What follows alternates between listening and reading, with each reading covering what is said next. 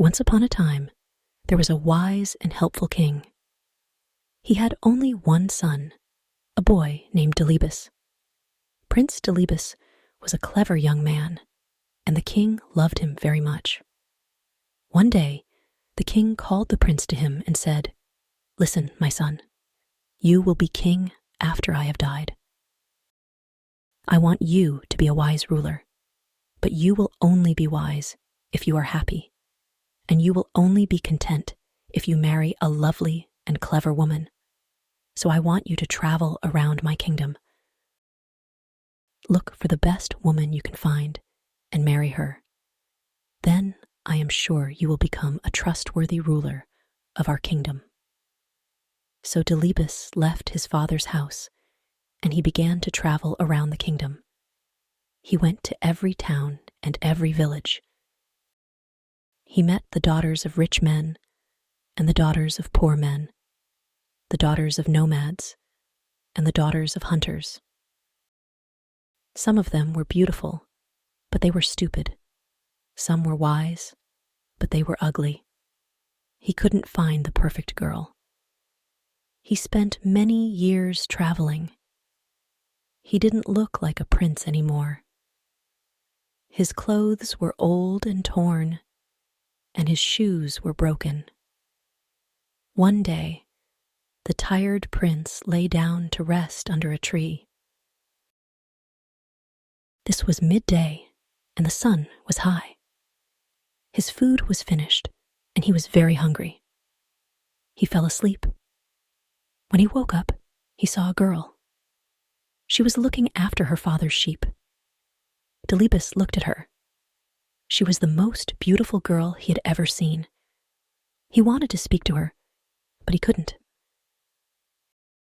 "What's the matter?" the girl said. "You look hungry. I have only a little bread with me here, and you can have it if you like." She took out some bread and gave it to Delibis. He ate it hungrily. "Thank you," he said. The girl started to walk away. Delibis wanted her to stay. "Have you seen my camel?" he said. "No," the girl said. "I haven't seen a camel, but a blind one has passed this way." "Really?" said the prince, "and this camel had no tail." "How do you know?" asked the prince. "And there is a wound on its right side," the girl said. The prince was very surprised. "You haven't seen this camel," he said, "but you have described it perfectly. How did you do it?" "Oh, it was easy," the girl said. "Look at this bush. A camel has been eating the leaves, but it has only eaten from one side of it. This probably means that it's blind in one eye. And do you see this camel dung? It's all together, in one pile. But camels move their tails when they drop their dung. When a camel has a tail, the dung falls in different places." "But what about the wound on the camel's right side?" asked Delibis. "How did you know about that?" "Look here, in the sand," said the girl. "A camel has been rolling here, but it is only rolled on its left side. This means that its right side must be wounded." "I've found the girl I'm looking for at last," the prince said to himself. "Please," he said to the girl, "tell me your name." "My name is Hariri," she said. "And what is your father's name?" "Nakrusa." "Where does your family live?" "Where can I find them?" "Down there," said Hariri, and she pointed to the village in the distance. "I'll come back very soon," the prince said, "and speak to your family. But first, I must go home. I must tell my father. I've found the girl I want to marry." Delibis hurried back to his father's house. "Father," he said, "I found her. She's the wisest and most beautiful girl in your kingdom." His father smiled. "That's good, my son. But don't be in a hurry. Find out more about the girl. Meet her family. Talk to them." So Delibis began the journey back to Hariri's village. On the way, he met Nakrusa, Hariri's father. "Let's walk together," he said to the old man. "Very well," Nakrusa said. It was a long way to the village. The path was rough and stony, and the sun was hot. Nakrusa and Delibis walked together, but they didn't speak. At last, Delibis said, "The journey is too long, and we are both tired. Let's make it easier. Why don't you carry me? Or, if you like, I will carry you. Then the time will pass more quickly." Nakrusa looked at Delibis, but he didn't say anything. What a crazy idea, he thought. What a stupid young man. They walked on and on, but they still didn't speak. After a while, they passed some young men. They were looking after a herd of 100 cows. "Old man," said the prince, "who do these cows belong to?"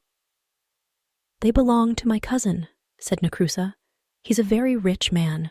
"Rich?" The prince laughed. "No, he must be poor." "I'm sure he's a poor man. I'm sorry for him." Nakrusa shook his head. What a strange young man, he thought. He's sorry for a man who has 100 cows. A little later, they passed another herd of cattle.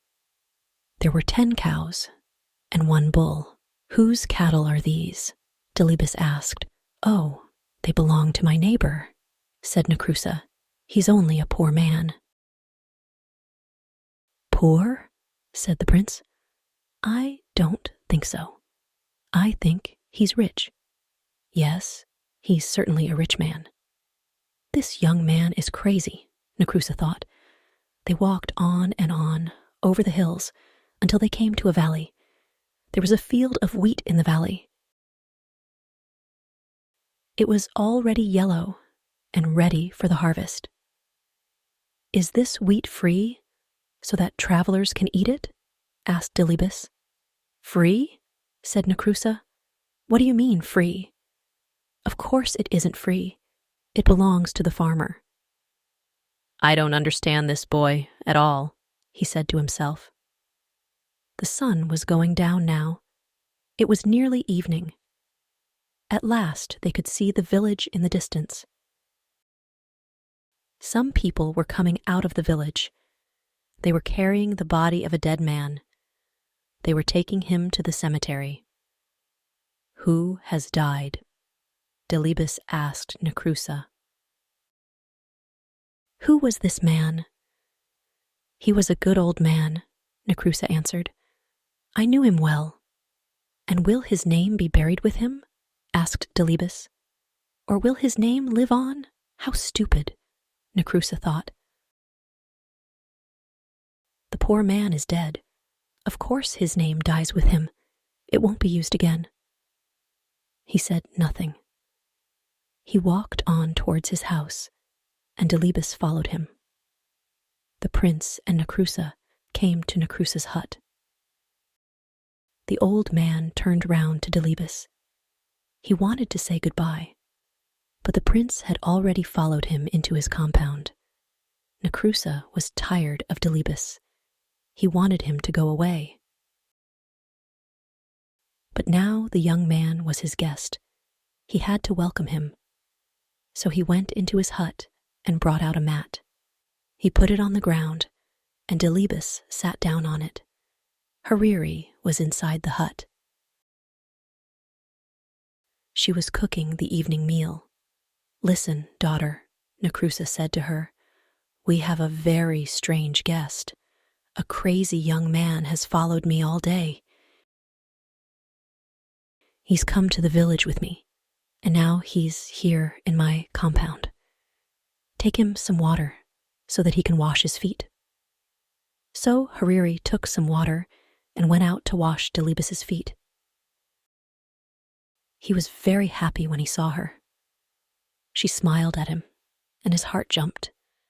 She was even more beautiful than before. "Why don't you put your feet on the mat?" she asked him. "Look, they're on the dirty ground." "But my feet are still dirty," Delibis answered. "You haven't washed them yet. If I put them on the mat now, the mat will get dirty too." So Hariri washed his feet.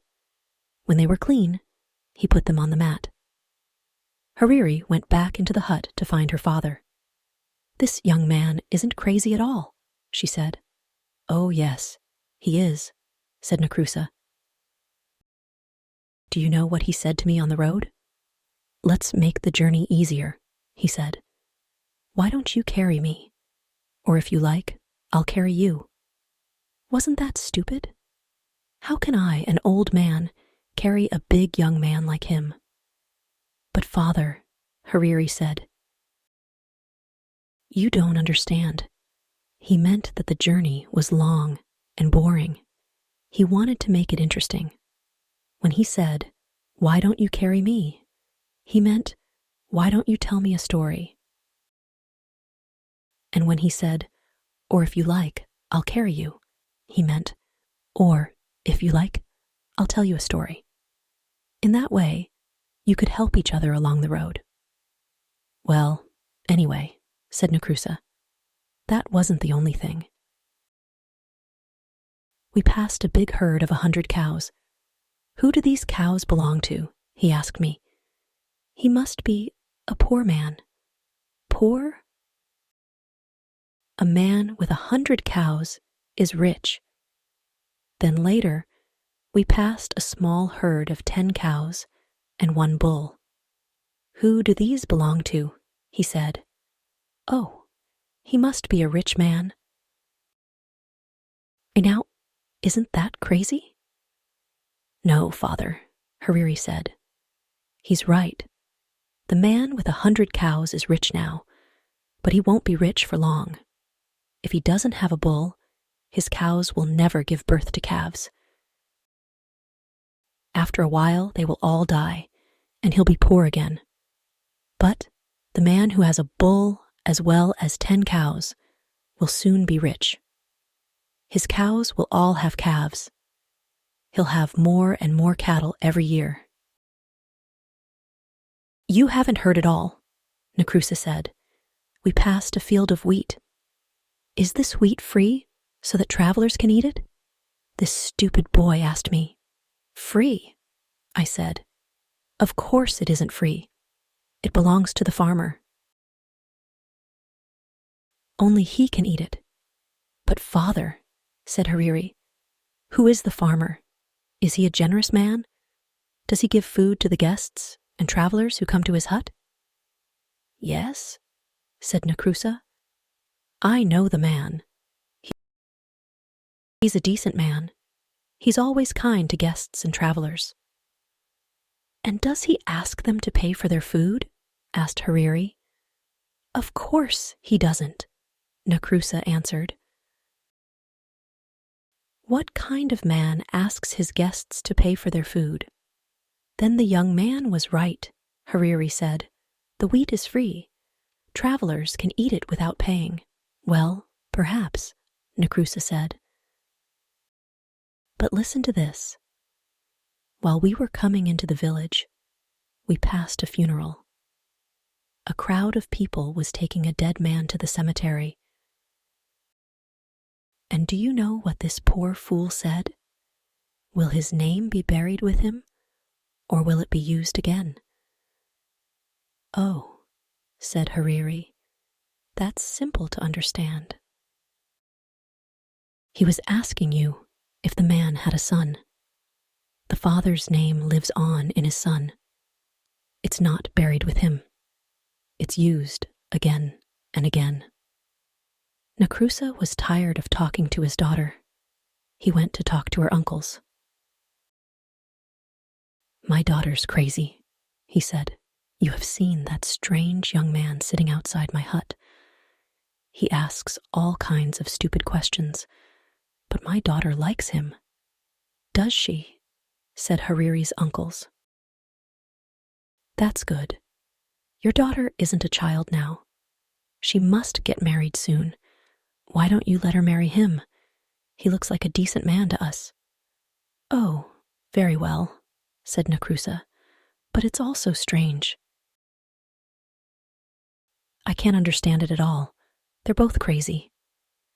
Hariri heard her uncles and her father. She was very happy. He's so handsome, she said to herself, and so clever. He's the best young man I've ever seen. Delibis was still sitting outside the hut on the mat. He heard Hariri's words. He was very, very happy. The wedding was soon arranged. Delibis hurried back to his father, the king. Hariri is a wonderful girl, he said.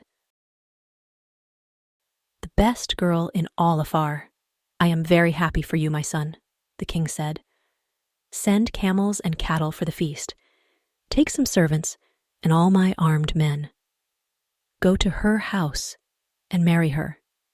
Then bring her back to the palace. Oh no, father, said the prince. She doesn't know that I'm the king's son. I don't want to tell her yet. I won't take any armed men with me. When I go to her house, I'll take only one servant. She'll think I'm a poor man. If she marries me, I'll know she really loves me. The king smiled. Very well, my son, he said. Go, but come back soon. I want to meet my new daughter. It was a long way from the king's house to Nakrusa's village. The prince and his servant started their journey early in the morning. But they walked all day. The sun rose higher and higher in the sky. It became hotter and hotter. I'm very hot and very, very thirsty, Delibis said. I must have a drink. That's all right, sir, the servant said. Look, we're coming to a waterhole. You'll find some water there. They came to the waterhole, and Delibis looked down into it. The hole was deep. The water was a long way down. Climb down and fill my water bottle, Delibis said to his servant. Oh no, sir, I can't do that, the servant said. I don't want to fall and break my neck. So, Delibis climbed into the water hole himself. He drank the cool, clean water and filled his bottle. Then he looked up at his servant. Pull me up, he shouted. But the servant laughed at him. Pull you up, he said. Why? You fool. I'm going to be the master now. He picked up a big stone and lifted it above his head. He's going to throw it down and kill me, thought Delibis. Wait a minute, he shouted. Don't kill me. You'll never escape. Someone will soon find my body. They'll tell my father, and he'll send his men to kill you. I've got a better idea. The servant put the stone down. What do you mean, a better idea? He said. We'll change our clothes, said Delibis. You take my clothes, and I'll take yours. You can be the master, and I'll be the servant. The servant laughed. That's a stupid idea, he said. If I pull you out of the waterhole, you'll kill me. I know you will. I won't kill you, I promise, said the prince, and I won't tell anyone that you're my servant.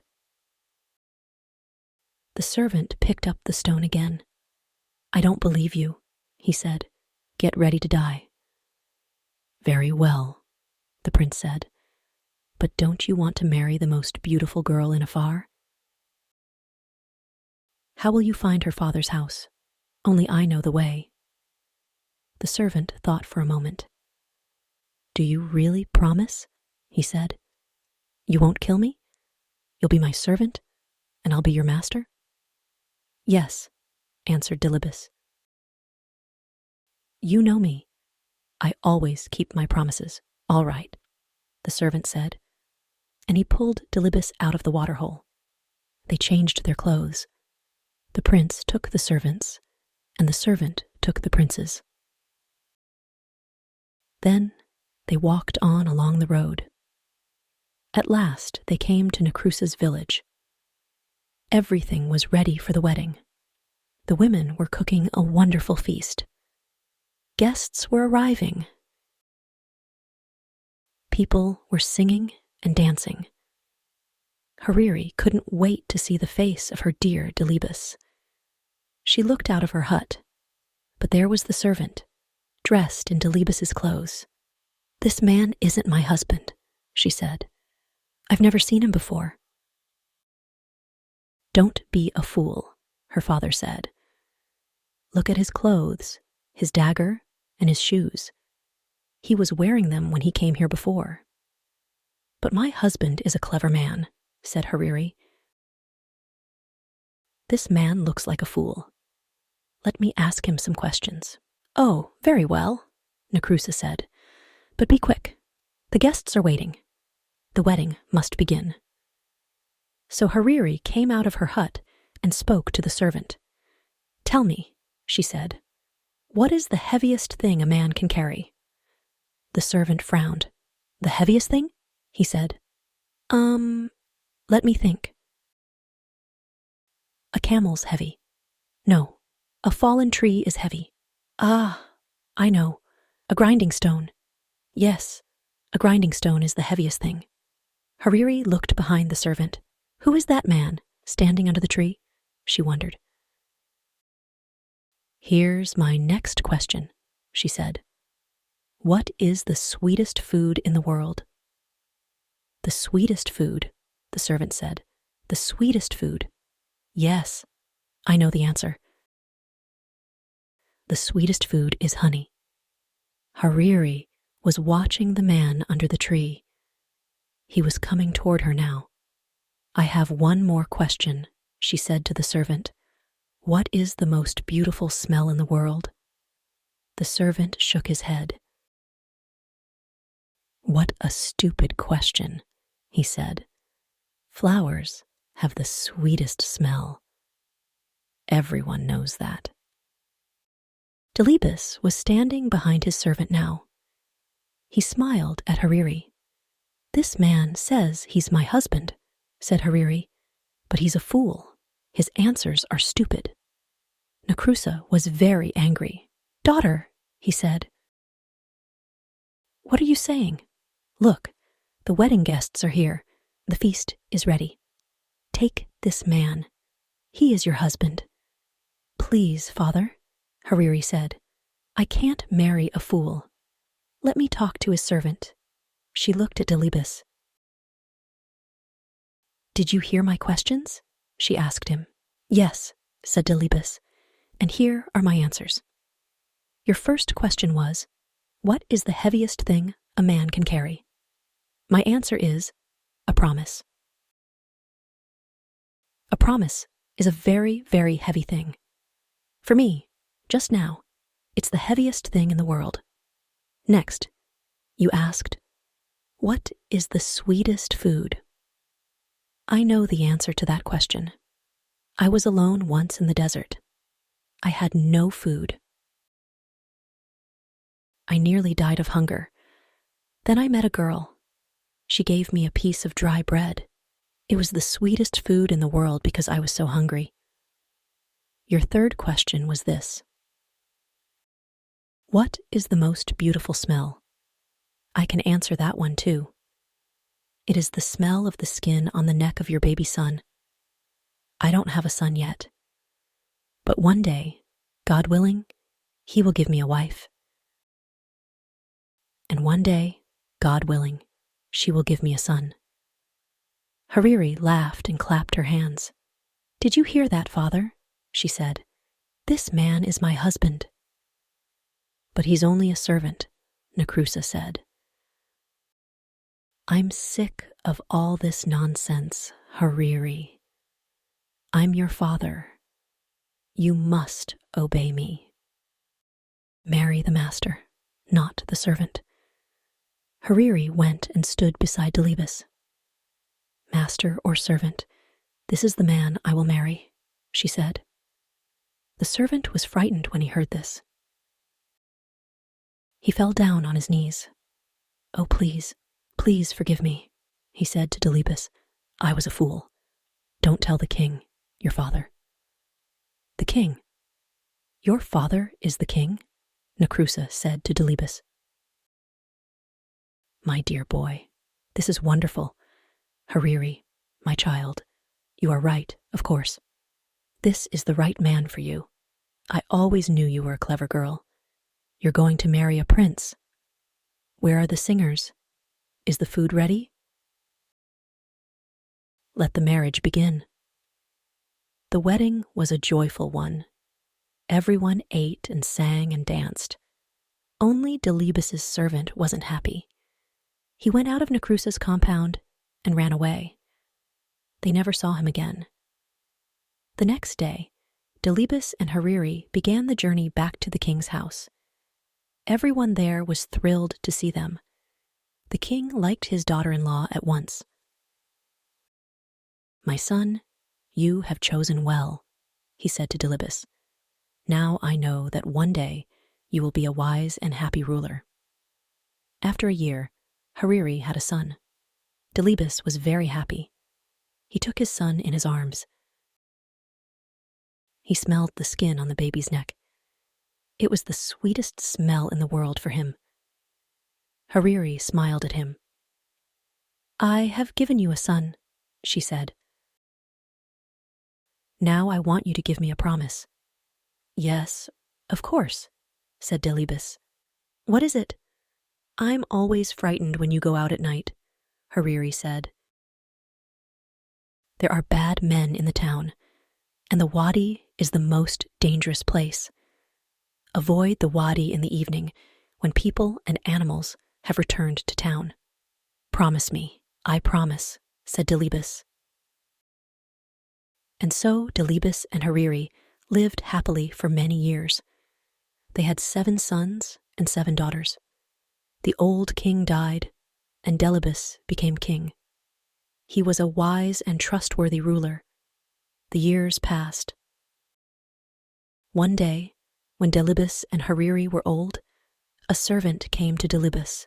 The camels have returned from the wadi, he said, but one of them is lost. Delibis forgot his promise to Hariri. I'll go myself and look for it, he said. It was dark outside. There was only a half moon in the sky. Everything was quiet. There's nobody at the wadi now. Everyone was at home in their own houses. Suddenly, 4 men jumped out from behind a tree. Give us your money, shouted one. Give us your clothes, shouted another.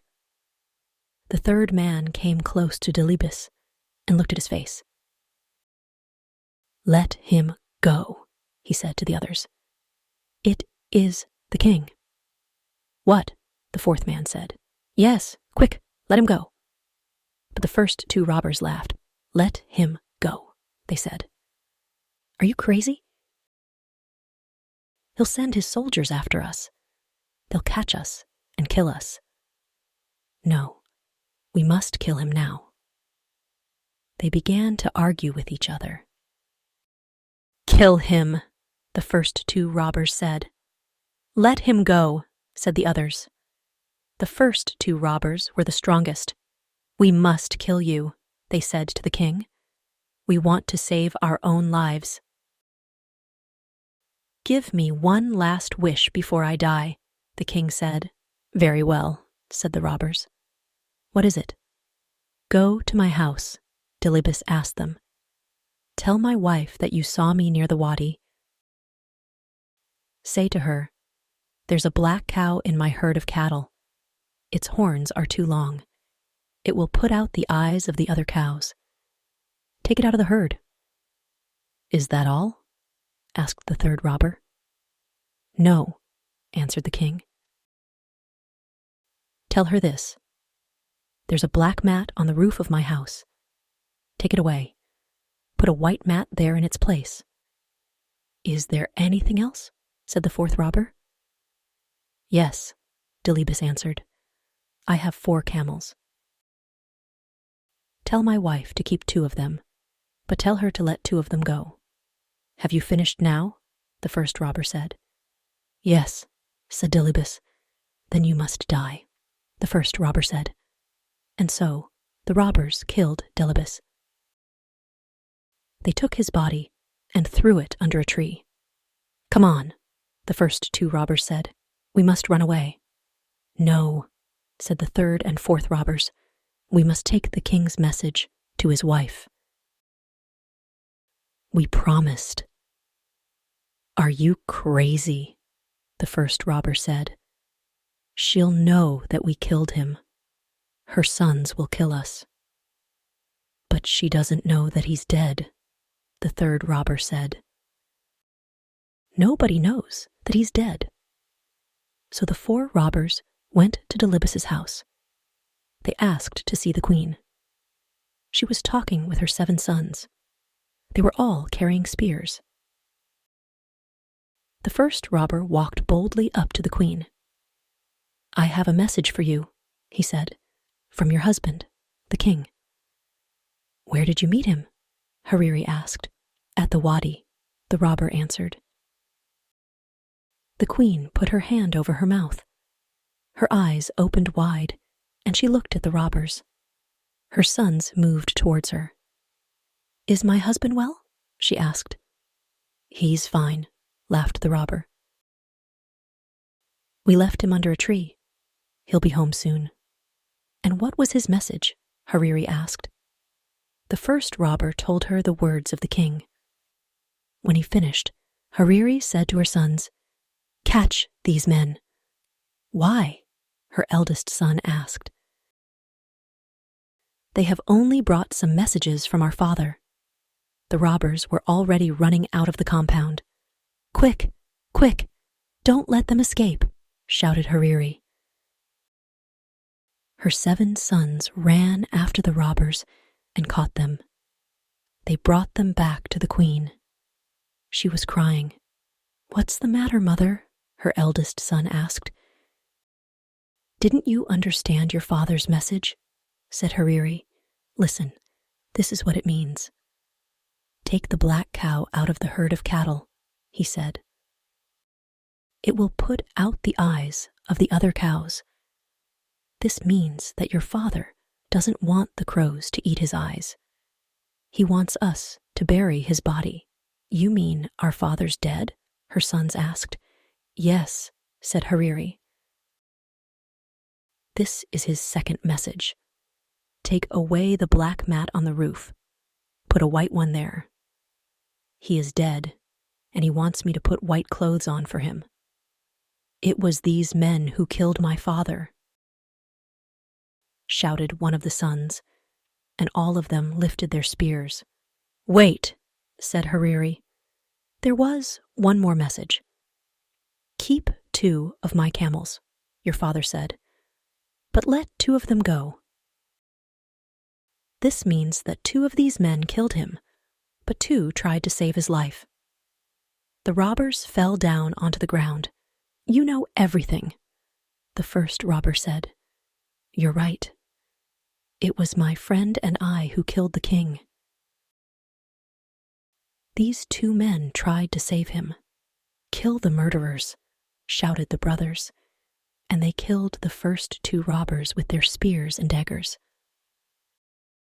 Then the third and fourth robbers took Hariri and her sons to the wadi. They found the body of Delibis and brought him home. Hariri put on white clothes, and her sons buried their father. He was a great king, all the people said. Why? Because he was married to a good and clever woman.